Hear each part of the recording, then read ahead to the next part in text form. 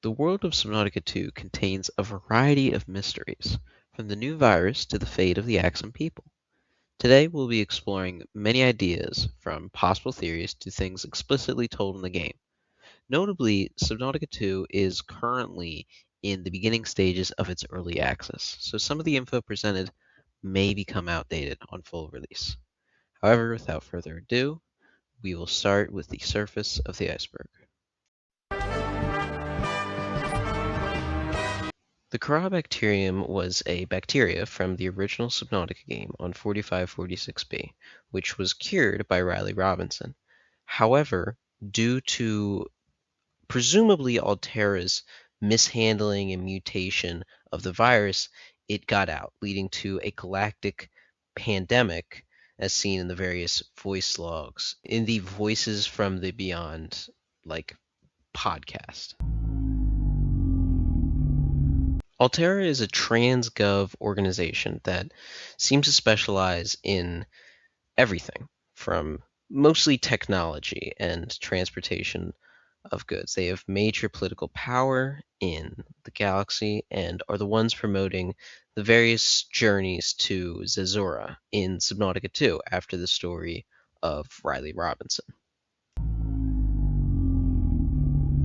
Zazora was the desert planet that was promised to the pioneers that they would go to colonize, to help start a human civilization on that planet. However, as I said, it is a desert planet, and clearly the one we are on is the exact opposite of that. It's called Protus. It's actually a moon.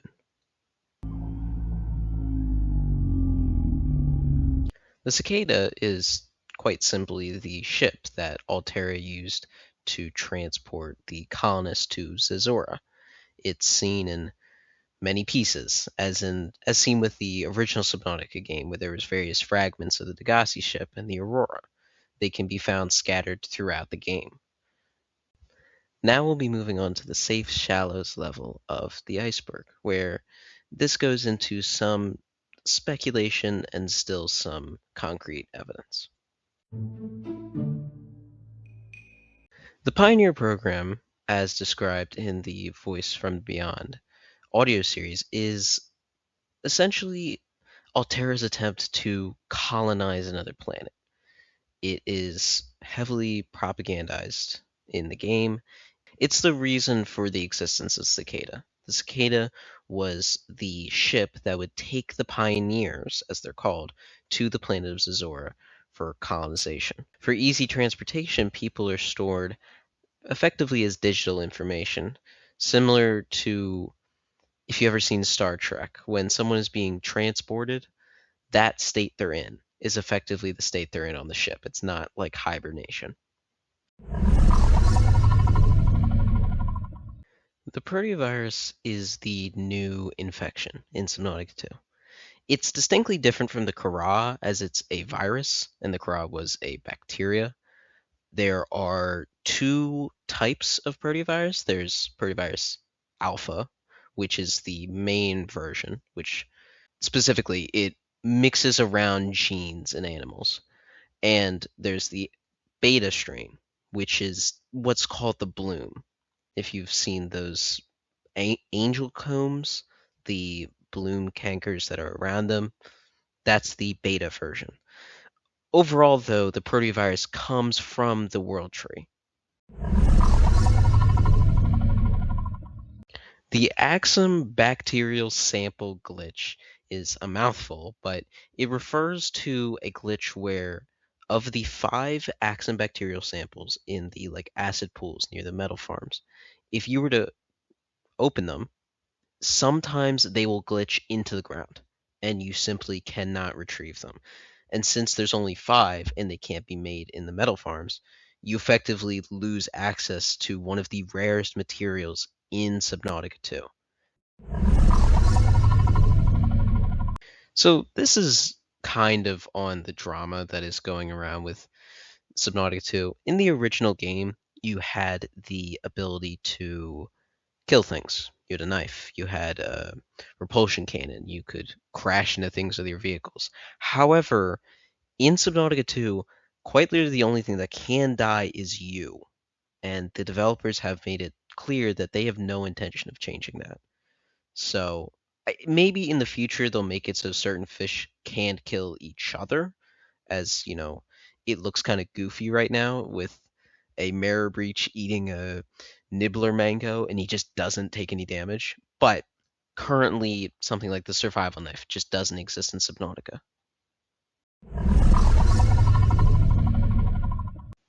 In the original Subnautica, Riley Robinson, as a part of the story, escapes the planet and cures 4546B. And also, he becomes sort of famous. I think, to my knowledge, I think he wrote a book. It's said in Subnautica 2 that he was a speaker. So he's actually very well known, and he didn't just get denied at that station when he had trillions of credits of debt. So, in order to be on the Pioneer program, you signed a contract. Of the 5 things it says, obviously the first one, it recognizes that Altera is your sponsor. Second thing, this is kind of crucial, you'll be transported as digital information, which, as I previously stated, is that Star Trek state. The third thing it says is that you will construct the colony to work off my debt, which implies that they're using people who are kind of forced into their situation economically. The fourth thing, also, you cannot take breaks. You can't die permanently. There's no holidays, no retirement until that colony is made. And finally, just to top everything off, Altera isn't liable for anything just because evil corporation TS.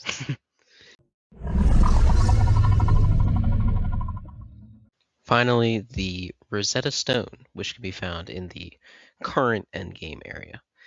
It is a Rosetta Stone, as seen with real life, where the Axum language can be translated into the precursor language in Subnautica 1, which just implies that the precursors and the Axum had a rapport. Or, probably the more likely answer, is that the precursors sort of meddled in their society, as we can see in the end of Subnautica 1 that there are various artifacts from Earth's history. So, they interacted with us at some point. Now we'll be moving into the murkier waters of this iceberg chart.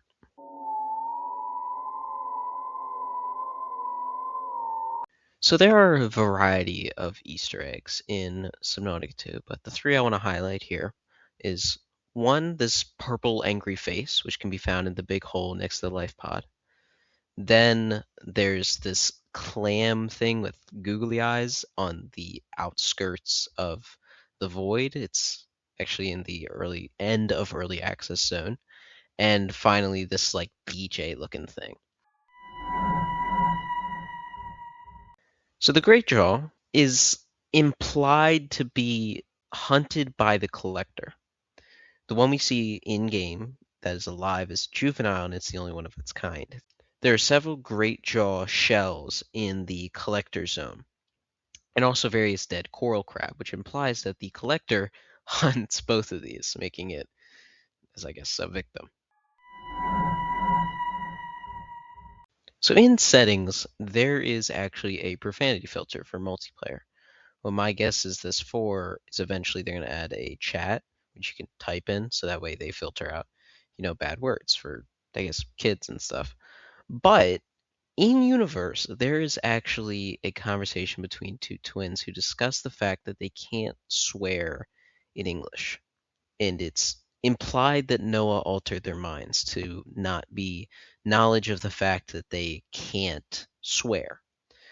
However, in that audio log, they don't actually really test swearing in English. So, it's not like a good place like What the Fork or something. So this could just be a silly voice log. It may not mean anything. Maysfield syndrome is, to my knowledge, a product of the protevirus beta strain, or the bloom. It affected the colonists originally on Protus, who are all now gone. It seems to cause mania, insanity, a desire to swim towards the tree, which eventually you just drown doing so. Um, it just basically messes someone up mentally. And it seemed to affect every colonist that we find dead in Subnautica 2. So this thing refers to a poster found in Subnautica. I don't actually know where it is. I saw it in creative mode, but it depicts a safety first. Reprinting costs a lot. That's what it says. However, it shows the face of Felix, which is one of the characters we can play as in Subnautica 2. So this actually implies, sort of similar with Riley Robinson, that he is at least somewhat a public figure, or I suppose just Altera using their likeness because they gave away that in the contract. The prawn suit from the original game was one of the probably best vehicles you could use. It's very specialized for essentially having a suit of armor as a walking Hulkbuster underwater. Apparently, there are actually leaks that they're planning to do something similar in Subnautica 2, where they take the tadpole and make a prawn suit chassis. So I'm not exactly sure how this would work. Would it just be like a tadpole with arms, or would it actually like lock down to the ground with like magnet boots or something? Like I don't know. I'm not sure how this exactly works, but there are leaks of a prawn suit in Subnautica 2. So in the original Subnautica and Below Zero, there were various islands you could go to. Generally, were involved in the story somehow. I feel there's potential for them adding islands to Subnautica 2 somewhere down the line. You can see in the trailer that Felix he like crashes lands on the Titan rock boar. So maybe the only land feature would be the world tree, but there is still some potential there. Pavlova. Pavlova is a food you can make in Subnautica 2. It's made from the eggs of the deep wing brooder, which is probably the rarest creature in Subnautica 2. It's actually the best food in the game, though. It gives you a major amount of health. It gives you a major amount of food and water. It's just good all around. However, due to the rarity of deep wing brooder, it is kind of hard to get. It's probably one of the rarest things in Subnautica 2. So, technically speaking, I'm not sure logistically there might be some kind of like lock from actually doing this, but you don't actually need the thermal adaptation. If you want to get, say, the tadpole speed upgrade, you're gonna need it, but realistically speaking, you can just swim past, you can swim over it and straight to the observatory, I guess start your base there.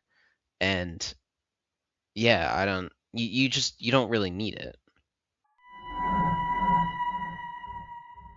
I'm assuming here that most people know about this, but there is a glitch where if you dashed while using the air bladder, it would send you miles into the sky.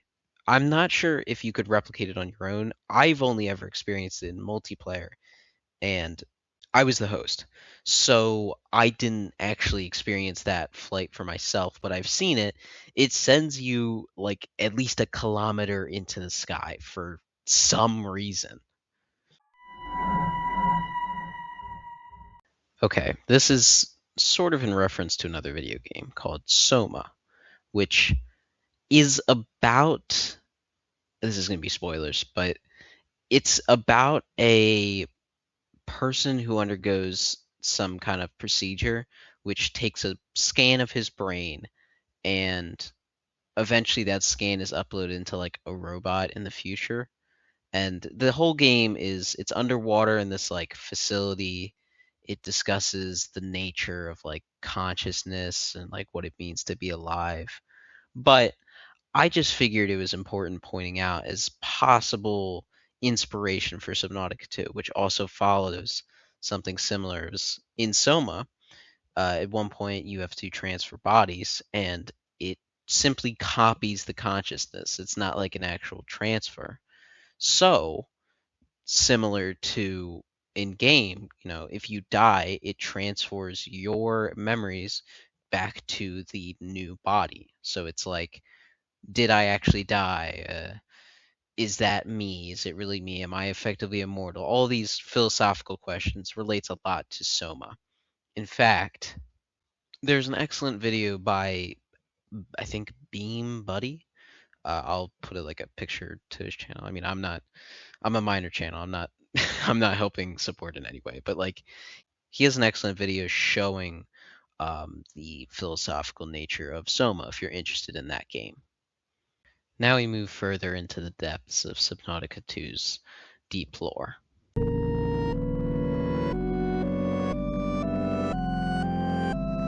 The elusive Leviathan is this like lapras looking Leviathan that has like deer horns and this like blue-green glow around it. It rivals the size of the Sea Emperor Leviathan. It's truly massive. I'm not sure if this is actually in the game or if this is simply a leak or something you need like a command console to access. I can't access it, but it's huge and it looks goofy.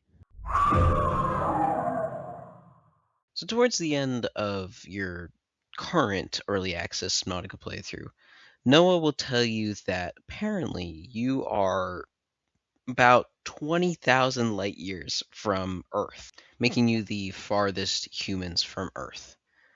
I don't know what this significance could mean. It doesn't really make much sense because likely Zazora was pretty close in terms of light years. So like, did you hit like an architect phase gate or something, or like a No Man's Sky black hole? It's like, how did we get here? Essentially, I don't. It doesn't make sense why they're this far out from Earth.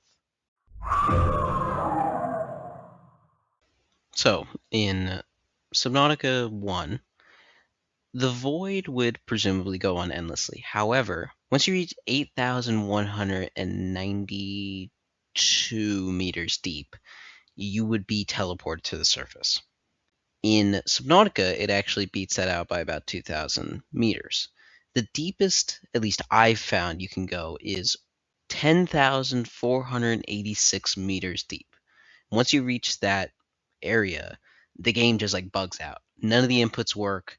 If you're piloting a submarine, it'll just disappear. You can't go any deeper than 10,486 meters. Golden void light is kind of obscure. It refers to how if you go into the void, like deep in the void, you need creative mode for this. Once you go deep enough and all the land disappears, if you look up, you'll see this weird golden glow. It initially appears like red, turns more and more orange, and then eventually golden. I don't think this isn't like a lore significance thing. It's a weird thing I found. It's not like a bug, it doesn't need to be fixed, but it's interesting. In the original Subnautica game, there were varying amounts of depth modules. You'd had things for the prawn suit, sea moth, cyclops, and each one would increase the depth. However, in Subnautica 2 currently, as it is in early access, the deepest you can go is 450 meters, simply because the second tier of depth module doesn't exist yet. I mean, that's a lie. It does exist in creative mode. You can go to a modification station there and make it. However, in the base survival game, it can't be made. And this is probably because there really isn't anywhere yet that you would need to go that's deep enough for its existence. The advertising, voices from the deep, the lore, everything that's said, especially Noah, who mentions it multiple times, there are apparently 40,000 unmade souls, he quotes, in the cicada. I don't know exactly where they went because we wake up in a sleeping bay and they're clearly not there. And the majority of the cicada is just scattered across the entire map. So I don't know what to make of this. They're probably all just in digital storage in like somewhere in the void, but presumably a few of them were sent out, as I think some of the colonists on Protus, the ones that are all now dead, were among those 40,000 people, but there's only like 20 of them. So I don't know what happened to those other 40,000 colonists that are just unaccounted for. Finally, lethal customization. This is sort of a theory of mine based on loosely connected evidence. It's said that in order to make peak efficiency, the old colonists, what they would do is when they would go to sleep, Noah would simply like disintegrate them and then just make them in the morning. However, there's that whole again philosophical debate of like if the end of consciousness ends somewhere in there, you're making a new person. Is that really the same person? So my idea here is when you go to a biobed, you can customize your character. They don't have all the customizations out yet, but the important thing is you can change colonists. You could go from like Felix to Triage or Triage to Stone. It doesn't matter. They What I'm getting at here is that I think Noah is effectively disintegrating you whenever you go to like just change your suit color or something. Now we shall move on into the void of the disturbing theories.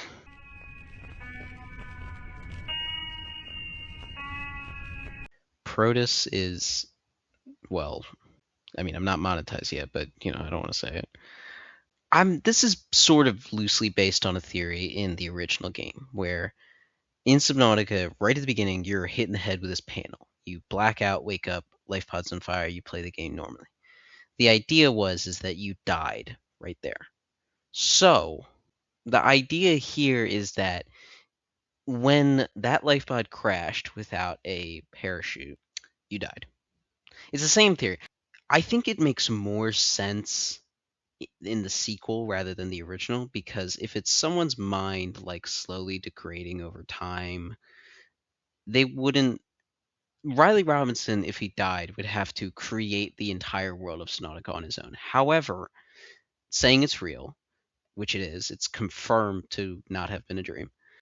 All those survival like things already exist. The ideas of an underwater world and surviving against all odds already exist. So I feel it would make more sense for that theory to be applied to Subnautica 2. However, I don't like it. I don't support it.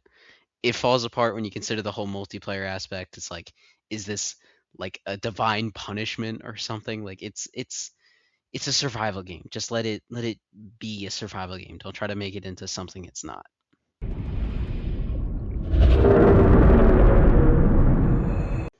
This refers to a line of a noetic terminal in the lava caves, where it mentions how in the lava caves a bunch of people died and a bunch of people fell to Mazefield. It says that all of this happened, I think it was like 235,000 hours ago, which, if you do the math, is about 26.8 years.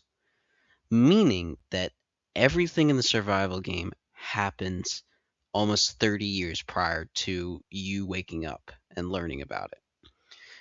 In the original game, for reference, the Degassi, I'm pretty sure, crash landed, I think, a decade before the Aurora crashed. And even before that, in Subnautica Below Zero, the Mercury 2 crashed about 30 years before Rob and AU landed there. So it's about the same time frame for the Mercury 2 as with the colonists. However, it just puts into perspective how you are just kind of a ghost in all of this.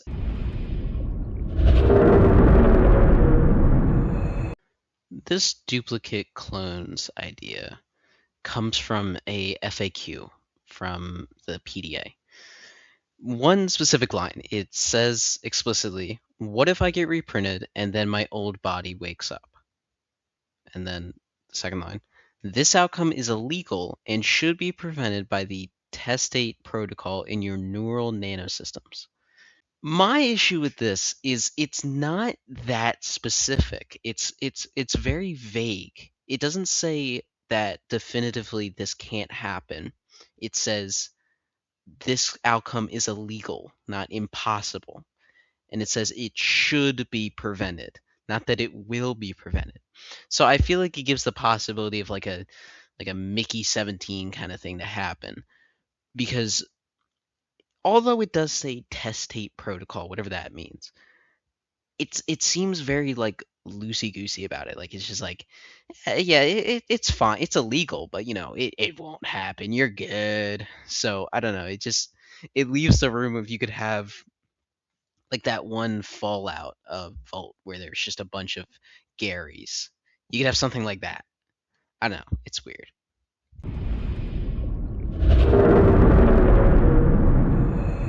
Natural selection is essentially what you get if you combine Helldivers 2 with Battlefront 2.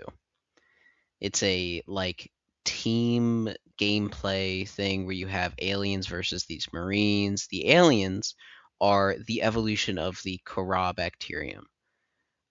I'm pretty sure they're like the same thing, like eventually, which implies that this game, with the whole Kara pandemic going out, is sort of a prequel to Natural Selection.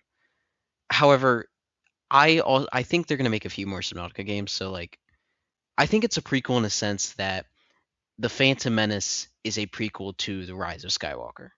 Like that statement is technically true, but there are also 7 other movies between them. So I think it's a step on the road, essentially.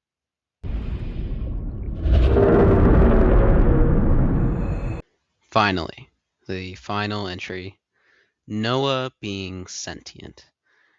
This is like someone may have come up with this theory already, but I believe that Noah, in a sense, he brought you online as the QI, I think because he was bored. Say it's an AM situation. It's somewhere in that 26 years he became aware and became bored, like the terminals in Ultra Kill. I believe this in a sense of like he has a missing colonist situation and he waits almost 3 decades before he does anything about it. I think somewhere in there he woke you up so that way he could fulfill his purpose in a sense. By having you, die over and over again, he can revive you, he can fulfill his purpose, he can help find out what happened to his colonists and help, figure things out. He literally tells you, find a convenient way to die. And one of his few things he does is bring you back from the dead by reprinting you. So I feel in a way it's him trying to serve his own purpose in a twisted way. And as seen with that poster with the Felix famous entry before, it says that reprinting is expensive. However, Noah is encouraging you to die, which means you would have to, reprint over and over again. So it seems like it's more of a rogue AI trying to fulfill its own twisted purpose rather than it's actually being built into it on its own. Unless there's like 15 other QIs that you just don't know about yet because it's an early access. But I don't know. It doesn't seem like Altair would want you to die. So that's the end of my Subnautica 2 Iceberg. I didn't get this from like Reddit or something. I made it myself. If you have any other entries you would have liked to have seen, like put them down in the comments. Maybe include stuff, or like if I was fiercely incorrect about something, I don't know, flame me or something. I don't care. Um, Overall, I think this is probably one of my most intensive videos I've made. I'd like to do more something like this. But, if you want to see more Iceberg content, I guess also leave a comment below. But thank you for watching.